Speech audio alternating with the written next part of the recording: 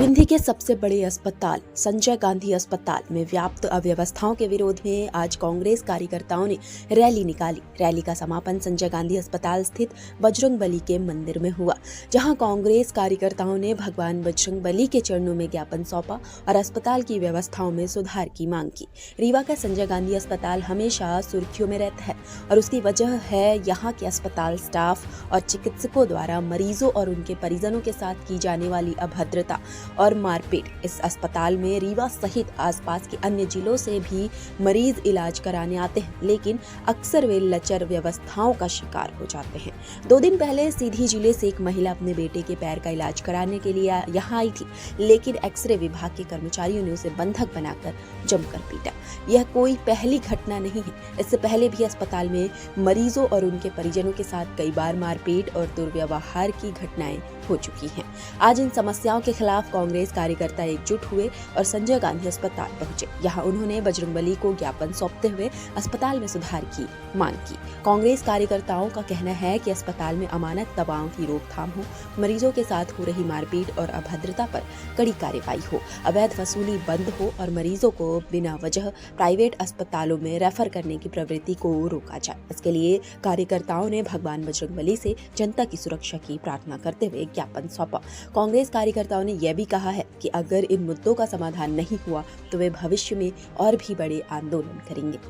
देखिए, रीवा जिले के अंदर जिस तरह से अस्पतालों में कालाबाजारी, नकली दवाइयाँ परोसी जा रही हैं, यहाँ यदि कोई मरीज लेकर आए तो मारपीट की जाती है। हमारी माताएं बहनें प्रसूति के लिए आएँ तो बेहोश हो जाती हैं, नकली दवाइयाँ दी जाती हैं जान जोखिम में डालकर, और यहाँ के जो डॉक्टर हैं वो अपने निजी अस्पतालों में रेफ़र करते हैं। हम लोग आए हैं इस कलयुग में भगवान हनुमान जी को ज्ञापन देने की, हे हनुमंत लाल अब आप ही रक्षा करिए, क्योंकि इन भ्रष्टाचारी राजेंद्र शुक्ला जी को पता नहीं है ये संजय गांधी अस्पताल पंडित श्रीवास तिवारी की राजनीतिक हत्या हो गई थी। उन्होंने एक झटके में इस संजय गांधी को बनाने के लिए अपने राजनीतिक कुर्बानी देती थी। क्या पंडित जवाहरलाल नेहरू ने ये कॉलेज लेकर आए, मेडिकल कॉलेज, उनने गलती की, या मनमोहन सिंह यूपीए 2 की सरकार में गलती की जो सुपर स्पेशलिटी अस्पताल बना दिया? मैं ये जानना चाहता हूँ कि ये ड्रेस बदलने वाले लोग, ये डिजिटल इंडिया के लोग क्या नाम बदल के राजनीति करेंगे, या आम जनता को कुछ मिलेगा भी, या गरीब जनता पिसती रहेगी? क्या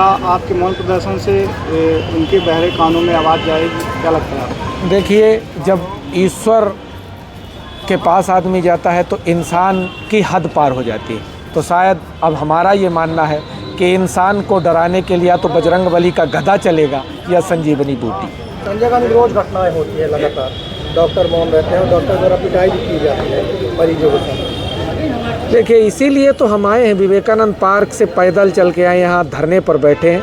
हम चाहते हैं, ये हमारा प्रारंभिक चरण है, यदि इसके बाद नहीं माने तो रोड पर प्रदर्शन होगा। विधानसभाओं में हमारे नेता उमंग सिंगार जी, रोड पर कमलेश्वर पटेल जी, जीतू पटवारी जी, राहुल गांधी जी, हम सबके नेतृत्व में रोड पर आएंगे और इन पापी लोग, इन डबल इंजन की सरकार के अत्याचारी लोग, लुटेरे लोग, भ्रष्टाचारियों को सबक सिखाएंगे। लोगों को कितना समर्थन मिल रहा है? चिंगारी है, मंगल पांडे जी ने देश को आज़ादी की चिंगारी लगाई थी, हम लोगों ने चिंगारी लगा दी।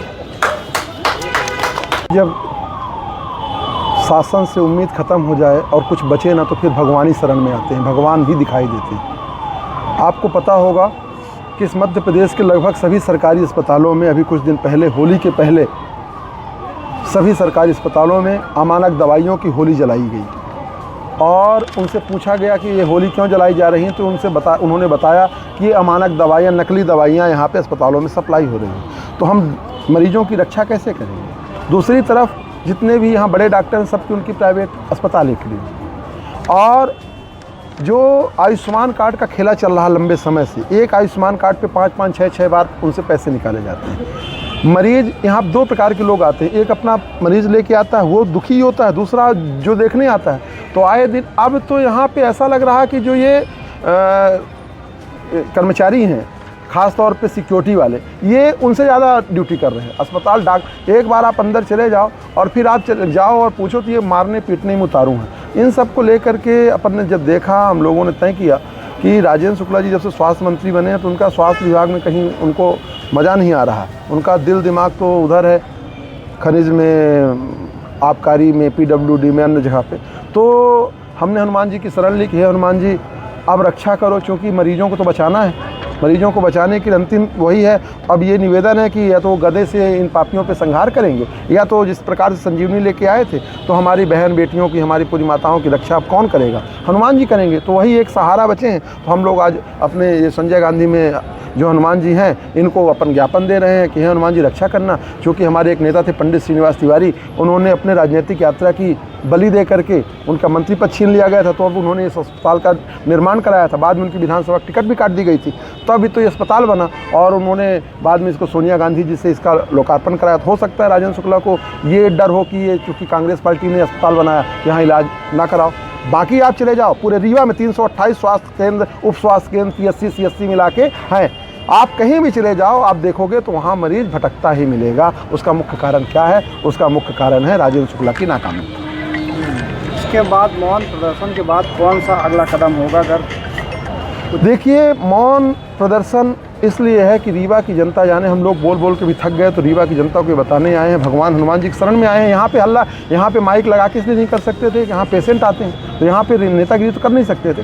तो मौन व्रत के आगे यदि जो भी होगा, जो अगला कदम होगा, हम इतना जानते हैं कि रीवा की स्वास्थ्य व्यवस्था को, रीवा के इज्जत को बचाने के लिए, रीवा की आबरू को बचाने के लिए यदि हमें अपने प्राण को याहुत देनी पड़ेगी तो हम लोग अपने प्राण की याहुत देने को तैयार हैं, पर रीवा को बचा के रहेंगे।